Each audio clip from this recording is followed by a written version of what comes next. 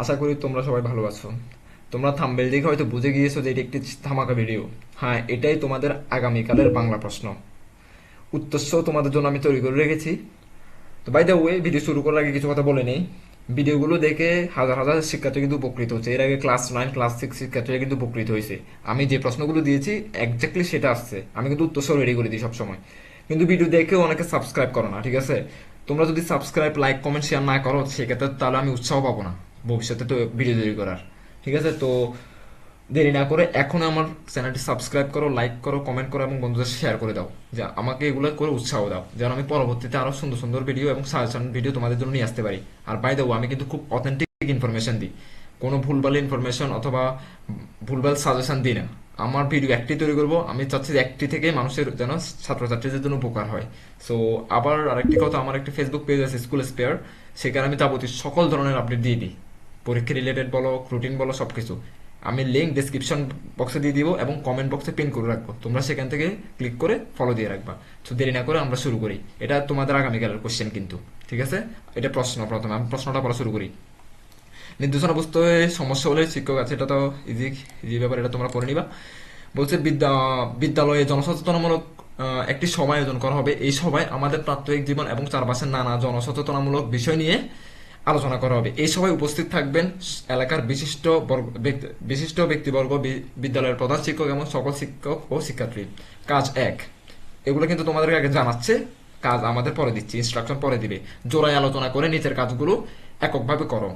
Number ক নম্বর প্রশ্ন বলছে তোমার প্রাত্যহিক জীবন থেকে বা চারপাশ থেকে বিভিন্ন কিছু সমস্যা খুঁজে বের করে একটি তালিকা তৈরি করো যেগুলো প্রতিকারের জন্য জনসচেতনতা প্রয়োজন। নিজে কিছু বিষয় খুঁজে বের করার পর বন্ধুর সাথে আলোচনা করো এবং তার মতামত নিয়ে আরো কিছু বিষয় তোমার তালিকায় যুক্ত করতে পারো। যা কোন বিষয়গুলো তুমি নিজে খুঁজে পেয়েছো আর কোন গুলো আলোচনার মাধ্যমে উঠেছে তা উল্লেখ করতে হবে। নিজের ছকের মতো একটি খাতায় ছক এঁকে তোমরা তালিকাটি তৈরি করতে পারো। ছকটা আমরা দেখিনি কোন ছকের কথা বলছে এরা, ওইটাই এই ছকটা বলছে যে আমার এলাকায় এমন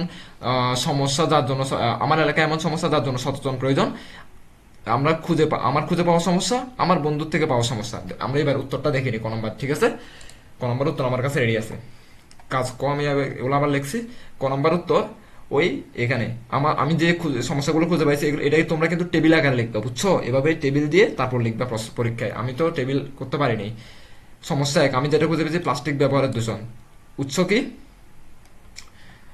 উৎস হচ্ছে যে নিজের নিজের খুঁজে পাওয়া, ঠিক আছে? এটা আমি আমি খুঁজে পাইছি। তারপর নাম্বার 2, ডেঙ্গু জ্বরের প্রকোপ, এটা বন্ধুর সাথে আলোচনা করে পাওয়া, ঠিক আছে? নাম্বার 3 হচ্ছে পথচারী নিরাপত্তাহীনতা, নিজের খুঁজে পাওয়া, এটা আমি নিজে খুঁজে পাইছি, উৎস আর কি। তারপর হচ্ছে পানির অপচয়, এই কথাটা বন্ধুর সাথে আলোচনা করে পাইছি আমার বন্ধু পাইছে। ট্রাফিকের না মানা, এটা আমি নিজে খুঁজে পাইছি, মানে এই সমস্যাগুলো খুঁজে পাইছি। এটা সিম্পল একটা কোশ্চেন দিছে, এই জন্য আমি ছোট্ট করে উত্তরটা লিখছি, ঠিক আছে? এখানে আর কিছু হাইপার হওয়ার প্রয়োজন নাই এটা নিয়ে। খ নম্বর প্রশ্ন চলে যাই আমরা। খ নম্বর প্রশ্ন বলছে যে এইবার তালিকা এটা থেকে দুটি বিষয় বাছাই করো। যে কোনো দুটি বিষয় বাছাই করতে বলছে এবং বিষয় দুটি এমন হবে যা সকলের জন্য প্রয়োজনীয় বলে তুমি মনে করছো। এরপর বিষয় দুটি নিয়ে আলাদা আলাদাভাবে দুজনের সাথে দুটি সংক্ষিপ্ত কথোপকথন তৈরি করো। তো কথোপকথন কি কি নিয়ে করতে হবে এটা একটা নির্দেশন দিয়ে দিই আমাদের। বলছে কথোপকথন লেখার সময় নিচের নির্দেশনা অনুসরণ করো। কি কি? একজন বয়োজ্যেষ্ঠ এবং একজন সমবয়সীর সাথে কথোপকথনের দুটি আলাদা নমুনা লিখতে হবে। এগুলো আমাদের ইনস্ট্রাকশন দিচ্ছে আমরা কিভাবে করবো কাজগুলো, ঠিক আছে? সংলাপ লেখার সময় সর্বনাম ও ক্রিয়া শব্দের মর্যাদা রক্ষা করতে হবে। সংলাপ লেখার সময়ে প্রসঙ্গের মধ্যে থাকতে হবে, প্রসঙ্গের বাইরে যাওয়া যাবে না। মানে কথা আমরা একটা একটা বলতেছি, লাভ মারি আর একটাতে যাওয়া যাবে না। তো আরো কিছু ইনস্ট্রাকশন দিচ্ছে। কথোপকথনের সকল নির্দেশনা নিয়ে জোড়ায় আলোচনা করা যাবে এবং জোড়ায় আলোচনা থেকে নতুন কি কি ধারণা উঠেছে যে তা কথোপকথন লেখার আগে আলাদাভাবে সংক্ষেপে তুলে ধরতে হবে। কথোপকথনের বিষয়বস্তু হুবহু এক হওয়া যাবে না, ঠিক আছে? মানে জোড়ায় জোড়া আলোচনা করতে বলছে, মানে জোড়ায় মানে কি দুজন দুজন আর কি। তোমরা পরীক্ষা আলোচনা করবে এভাবে। আমরা খ নম্বর উত্তরটা দেখে নিই। হ্যাঁ, উত্তরে চলে যাই। খ নম্বর উত্তর এটা। এবার তালিকা থেকে দুটি বিষয় বাছাই করো। কোন তালিকা? এই তালিকা থেকে এই বিষয় দুটি এমন হবে যে সকলের জন্য প্রয়োজনীয় বলে তুমি মনে করছো। এটা সকলের জন্য মানে প্রয়োজনীয়। এরপর বিষয় দুটি নিয়ে আলাদা আলাদাভাবে দুজনের সাথে দুটি সংক্ষিপ্ত কথোপকথন তৈরি করো। তারপর হচ্ছে বিষয় 1, প্লাস্টিক ব্যবহারের দূষণ। কথোপকথন 1 মানে প্লাস্টিক ব্যবহারের সাথে, যে প্লাস্টিক ব্যবহার বাড়ি গেছেন আমি এখানে দেখলাম না। ক নম্বর প্রশ্ন মনে হয়, এত প্লাস্টিক ব্যবহারের দূষণ। তো আমি আমার চাচার সাথে কথা বলছি। আমি মানে তুমি মানে এখানে তুমি মানে কি আমি দেখবে এখানে।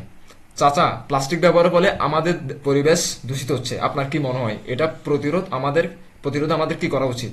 চাচা বলতেছে হ্যাঁ, এই সমস্যাটা খুব গুরুতর, আমাদের প্লাস্টিক ব্যবহার কমাতে হবে এবং পুনর্ব্যবহারযোগ্য জিনিস ব্যবহার করতে হবে।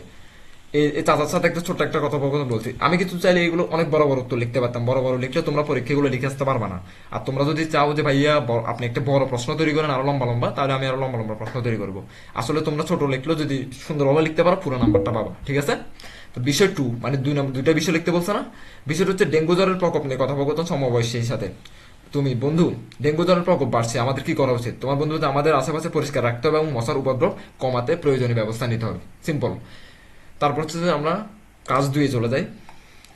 কাজ 2, আচ্ছা এখানে ক নাম্বার একটি সরল বাক্য কথা বলা হয়েছে, মনে হয় আমি এটা লিখছি নাকি। কাজ 2 আমি দেখি তো একটু, সরি আমি মনে হয় এটা, আচ্ছা না ঠিক আছে, এটা হচ্ছে তোমাদের ইনস্ট্রাকশন, ঠিক আছে? এটা কোনো না, এটা ইনস্ট্রাকশন। ইনস্ট্রাকশন মানে কি, তোমাদের কথা কিরকম হইতে হবে, জটিল বাক্য, সরল বাক্য, যৌগিক বাক্য মিলে হইতে হবে, ঠিক আছে? এটা ইনস্ট্রাকশন। তারপর হচ্ছে আমরা কাজ 2 চলে যাই। কাজ 2 হচ্ছে যে ক নম্বর প্রশ্ন, যে দুটি বিষয় বা ঘটনা তুমি আলাদা করেছো, আমাদের কয়টি বিষয় লিখতে হবে? দুটি বিষয় লিখতে বলছেন, আমরা দুটি লিখছি, কিন্তু সেই দুটি বিষয় বা ঘটনা কোনো কেন অন্যদের জন্য দরকারি, তা অন্যদের উপকার আসতে পারে 150 শব্দের মধ্যে তা লেখো। লেখার সময় খেয়াল রাখবা, কি কি খেয়াল রাখবা বলতেছে যে মানে লেখার মধ্যে কি কি থাকতে হবে। লেখার মধ্যে যেন সমাস থাকে, উপসর্গ থাকে, প্রত্যয়ের মাধ্যমে গঠিত শব্দ থাকে, ঠিক আছে? আর কিছু বলছে? আচ্ছা, এখন আমরা এক প্রশ্ন চলে গেছে, আমরা এটা দেখিনি, ঠিক আছে? আমরা ক নাম্বার কি কি থাকতে হবে এটা বলছে, যে এটা আমরা দেখিনি। এবার ক নাম্বার উত্তর ক, যে দুটি বিষয় বা ঘটনা তুমি আলাদা করেছো, সে দুটি বিষয় বা ঘটনা কেন অন্যদের জন্য দরকারি বা অন্যদের উপকার আসতে পারে তা 150 শব্দের মধ্যে লেখো। মানে প্রশ্নটা আমি আবার পড়ছি আর কি, এখানে প্রশ্নটা, এটা কিন্তু প্রশ্ন আমাদের। উত্তর হচ্ছে, উত্তর এখান থেকে। প্লাস্টিক ব্যবহারের দূষণ নাম্বার 1। প্লাস্টিক ব্যবহারে আমাদের পরিবেশে মারাত্মকভাবে দূষিত হচ্ছে। প্লাস্টিক মাটিতে মিশে না যাওয়ায় এটি মাটি ও পানির গুণমান নষ্ট করে, ফলে ফসল উৎপাদনের সমস্যা এবং পানির জীব বৈচিত্র্য হুমকির মুখে পড়ে। প্লাস্টিকের পরিবর্তে পাটজাত ও কাগজের ব্যাগ ব্যবহারের মাধ্যমে আমরা এই সমস্যা থেকে মুক্তি পেতে পারি। তা এছাড়া পুনর্ব্যবহারযোগ্য প্লাস্টিকের ব্যবহারে আমাদের সচেতন হতে হবে। ডেঙ্গু জ্বরের প্রকোপ। ডেঙ্গু জ্বর একটি প্রাণঘাতী রোগ যা মশার মাধ্যমে ছড়ায়। আশেপাশের পরিবেশ পরিষ্কার না রাখার কারণে মশার বংশবিস্তার ঘটে। ডেঙ্গু প্রতিরোধে আমাদের বাসাবাড়ি ও আশেপাশের এলাকা পরিষ্কার রাখা খুবই গুরুত্বপূর্ণ। নিয়মিত মশার ওষুধ ব্যবহার এবং পানি জমতে না দেওয়ার মাধ্যমে ডেঙ্গু প্রকোপ কমানো সম্ভব, ঠিক আছে? আমরা এবার খ নম্বর প্রশ্ন চলে যাই। ক নম্বর প্রশ্ন বলছে যে তোমার লেখা থেকে সমাস, উপসর্গ বা প্রত্যয়ের মাধ্যমে গঠিত শব্দ আলাদা করো, সব মিলিয়ে 5টি শব্দ বাছাই করবা, ঠিক আছে? নিচের ছকের অনুরূপে ছক এঁকে খাতায় তৈরি করো। এই প্রশ্নটা আমি স্ক্রিনশট নিয়েছিলাম, কারণ আমি এখান থেকে ডিরেক্ট এগুলা বানাইতে গেলে অনেক সময় লাগবে, আমি তাড়াতাড়ি ভিডিওটা আপলোড করতে যাচ্ছি না, এই জন্য এই যে এখান থেকে এতটুকু লেখাটা যেটা দেখতেছো তুমি এখানে, এটা কিন্তু এটা, ঠিক আছে? তো আমরা উত্তরটা দেখে নিই ডিরেক্ট ফটাফট। এই তো উত্তর এখানে রেডি আছে। তোমার লেখা থেকে সমাস, উপসর্গ, প্রত্যয়ের মাধ্যমে গঠিত 5টি শব্দ বাছাই করতে বলছে, আমরা 5টি শব্দ বাছাই করছি। কি কি? নাম্বার 1 পুনর্ব্যবহারযোগ্য, নাম্বার 2 জীব বৈচিত্র্য, নাম্বার 3 ফসল উৎপাদন, নাম্বার 4 মারাত্মকভাবে, নাম্বার 5 প্রাণঘাতী, ঠিক আছে? তারপর হচ্ছে এগুলো আরো বিস্তারিত মনে লিখতে হবে। বাংলা কি হবে, শব্দটি কোন উপায়ে গঠিত, বলছে যে সব মিলিয়ে 5টি শব্দ বাছাই করে নিজের ছকের অনুরূপ চৌকেটে কাজে কাজটি করো। শব্দগুলো এখানে লিখছি, ঠিক আছে? শব্দগুলো এমন আমি বিস্তারিত লিখিনি। আচ্ছা, শব্দগুলো বিস্তারিত কিন্তু আমার লেখা হয় না, হয়তো আমি ভুলে গেছি এটা বিস্তারিত। এগুলো এই বাংলা কি হবে আর শব্দটি কোন উপায়ে গঠিত, এই দুটো লিখিনি আমি। তোমরা যদি বলো আমি আরেকটা শর্ট ভিডিও আপলোড করে দিবি এটার জন্য। তারপরে এবার গ নম্বর প্রশ্ন চলে আসি আমরা। গ নম্বর প্রশ্ন কি বলছে, তোমার লেখা থেকে দুটি শব্দ বাছাই করো, দুটি শব্দের একটি করে মুখ্য অর্থ ও একটি গৌণ অর্থ লেখো, ঠিক আছে? আমরা স্ক্রিনশট এখানে নিয়ে নিয়েছিলাম আমি, কারণ ডিরেক্ট এগুলো টেবিল রাখতে গেলে অনেক দেরি হয়ে যাবে আমার। গ নম্বর বলছে যে তোমার লেখা থেকে দুটি শব্দ বাছাই করো, এটা প্রশ্ন না, শব্দ দুটি বাছাই করতে বলছে না? তো শব্দ এক হচ্ছে পরিবেশ, পরিবেশের মুখ্য অর্থ হচ্ছে প্রকৃতি, গৌণ অর্থ হচ্ছে পরিস্থিতি। শব্দ হচ্ছে রোগ, আরেকটা শব্দ রোগ, মুখ্য অর্থ অসুস্থতা, গৌণ অর্থ অভাব। এখন একটা ভালো প্রশ্ন, এগুলো কেমনে লিখবা তোমরা? এগুলো ডাইরেক্ট তোমরা কি করবা জানো, এইভাবে এই ছকটা আঁকবা পরীক্ষার খাতায়। ছকটা এঁকে মুখ্য অর্থের জায়গায় প্রথমে কি, আমি যেভাবে লিখছি প্রকৃতি লিখবে এখানে, আর গৌণ অর্থের জায়গায় এখানে লিখবা তোমার পরিস্থিতি। আবার ঠিক একইভাবে এই ছকে লিখবা রোগ, 2 নম্বর ছকে লিখবা রোগ। তারপর হচ্ছে যে অসুস্থতার অভাব লিখবা কোন কোন ছকে, এখানে লিখবা অসুস্থতা, এখানে লিখবা অভাব। ক্লিয়ার সব? এবার আমরা ঘ নম্বর প্রশ্নে চলে যাই। এরপর তোমার লেখা অনুচ্ছেদে যে কোনো 3টি শব্দের প্রতিশব্দ লেখো, যে কোনো 3টি শব্দের লিখতে বলছে। তারপর প্রতিশব্দ ব্যবহার করে বাক্য এবং বাক্যগুলো আবার লেখো। দেখি আমরা। তো বলছে যে এরপর এটা প্রশ্ন, তো শব্দ 1 দূষিত, প্রতিশব্দ হচ্ছে অপদ্রব্য মিশ্রিত, খুব সিম্পল। তারপরে এটা বাক্য লিখতে বলছে না, প্লাস্টিক আমাদের পরিবেশ অপদ্রব্য মিশ্রিত হচ্ছে। তো শব্দ 2 পুনর্ব্যবহারযোগ্য, প্রতিশব্দ হচ্ছে পুনরায় ব্যবহারযোগ্য। তো এটা হচ্ছে সেন্টেন্স, আমাদেরকে বলছে না বাক্য একটা লিখতে। পুনরায় ব্যবহারযোগ্য প্লাস্টিকের ব্যবহারে আমাদের সচেতন হতে হবে।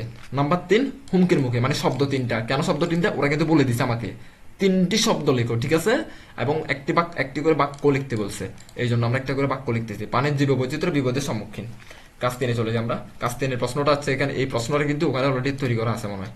আসন্ন জনসচেতনমূলক সবার জন্য তোমার বাছাই করা ঘটনা বা বিষয়টির সাথে সম্পর্কিত করে ব্যানার, ফেস্টুন, আচ্ছা সরি এটা পোস্টার হবে, প্ল্যাকার্ড, বিলবোর্ড, নোটিশ, লিফলেট, মোড়কের লেখা, তারপর হচ্ছে বিজ্ঞাপন কিংবা আমন্ত্রণ পত্রের মধ্য থেকে যে কোনো দুটি নমুনা লেখা তৈরি করো। কাজটি হবে দলীয়, মানে এটা হচ্ছে ইনস্ট্রাকশন, মানে কাজটা তোমরা কিভাবে করবে এটা হচ্ছে ইনস্ট্রাকশন, ঠিক আছে। 5 জনের দলে কাজটি করা যাবে। শিক্ষার্থীর সংখ্যা কম বেশি বিবেচনায় শিক্ষকের নির্দেশনায় ভিন্নভাবে দল গঠন করা যেতে পারে। আলোচনার মাধ্যমে লেখার কাঠামো এবং কি লেখা হতে হবে তা ঠিক করতে হবে। দলের প্রত্যেক সদস্য যে কোনো 2টি করে নমুনা লেখা নিজ খাতায় তৈরি করবে। দলের সদস্যরা নিজেদের মধ্যে আলোচনা করে ঠিক করবে কে কোন ধরনের নমুনা তৈরি করবে। তবে প্রতিটি দলেই বিভিন্ন ধরনের লেখার নমুনা থাকতে হবে, কিছু নির্দিষ্ট ধরনের লেখা পুনরাবৃত্তি করা যাবে না, ঠিক আছে। নমুনা লেখাটি, আচ্ছা নমুনা লেখাটি লেখার আগে দলীয় আলোচনার মাধ্যমে কি কি সিদ্ধান্ত নেওয়া হয়েছে এবং গুরুত্বপূর্ণ বিষয় উঠেছে তা লিখতে হবে, ঠিক আছে। এটা হচ্ছে প্রশ্নের এন্ড, আমরা দেখিনি উত্তরটা। কাজ 3 বলছে, এই প্রশ্নটা আবার বলছে ওখানে লিখছে যে এরা এখানে বলছে বিষয় 1 প্রথমে 3টি বিষয় লিখতে বলছে নাকি 2টি বিষয় লিখতে বলছে আমাদের এখানে, 2টি বিষয় লিখতে বলছে মনে হয় না। তারপর হচ্ছে বলছে বিষয় প্লাস্টিক ব্যবহার দূষণ ব্যানার। প্রথম প্লাস্টিক ব্যবহারের দূষণের ব্যানার, ঠিক আছে। পরিবেশ বাঁচান, প্লাস্টিক কমান, এরকম একটা ব্যানার তৈরি করবো আমরা। পুনর্ব্যবহারযোগ্য পণ্যের ব্যবহার বাড়ান, এটা হচ্ছে মানে পোস্টারে আমরা কি লিখবো এটা এটা বলতেছি যে। তা লিফলেট, প্রিয় নাগরিক, মানে লিফলেট মানে আমরা ওই কি বলে এই কম্পিউটার দোকানে গিয়ে একটা কাগজ ছাপায়, কাগজের মধ্যে লিখে দিব আর কি, কি লিখে দিব এটা, মানে এটা বলতে চাচ্ছে আর কি আমাদের। প্রিয় নাগরিক, আমাদের পরিবেশকে প্লাস্টিকের দূষণ থেকে বাঁচাতে আপনাদের সাহায্য প্রয়োজন। প্লাস্টিকের পরিবর্তে পাটজাত ও কাগজের ব্যাগ ব্যবহার করুন। পুনর্ব্যবহারযোগ্য প্লাস্টিক ব্যবহার করে দূষণ কমান। আসুন আমরা সবাই মিলে একটি সুন্দর পরিবেশ গড়ে তুলি। তো বিষয় 2, ডেঙ্গু জ্বরের প্রকোপ পোস্টার। ডেঙ্গু জ্বর প্রতিরোধে সচেতন হন, আশেপাশের এলাকা পরিষ্কার রাখুন, নিয়মিত মশার ওষুধ ব্যবহার করুন। তাই এবার বিলবোর্ড, এটার জন্য একটা বিলবোর্ড লিখতেছি আমি। ডেঙ্গু প্রতিরোধে আমাদের করণীয় পানি জমতে না দেওয়া, মশারি ব্যবহার করা এবং আশেপাশের এলাকা পরিষ্কার রাখা। আসুন সকলে মিলে ডেঙ্গু মুক্ত বাংলাদেশ গড়ি। This is the end of the video.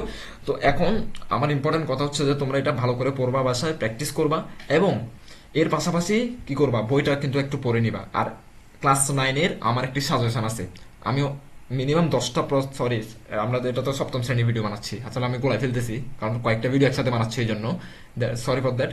সপ্তম শ্রেণীর বাংলা নিয়ে আমার আরেকটি সাজেশন আছে কিন্তু এটা চাইলে দেখে নিতে পারো। তো আর এখন কথা হচ্ছে যে তোমরা এখানে কিন্তু আমি প্রশ্ন ছোট বেশি উত্তরগুলো কিন্তু বেশি বড় করে নেই, একটু সিম্পলের মধ্যে রাখার চেষ্টা করছি। তোমরা যদি বলো না একটু একটু বড় করে আপনি করেন আবার, তাহলে আমি সকালবেলা আর একটা